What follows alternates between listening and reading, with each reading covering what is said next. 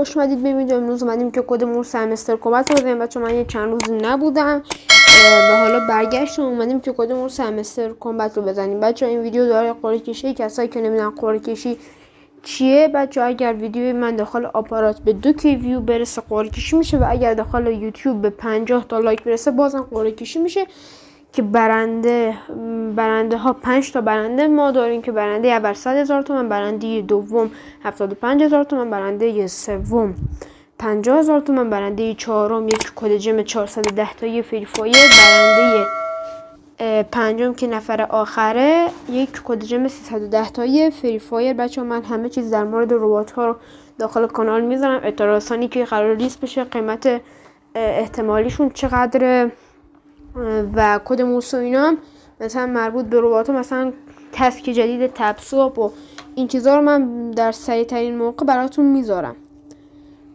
خب بچه وارد این قسمت کد مورس میشیم.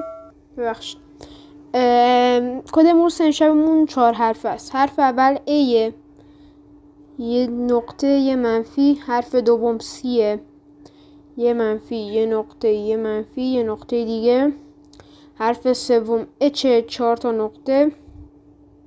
بچه باید این کدا رو سریع وارد کنید که ولی اگر کند وارد کنید این کدا رو متاسفانه بچه پاک میشه و باید دوباره وارد کنید.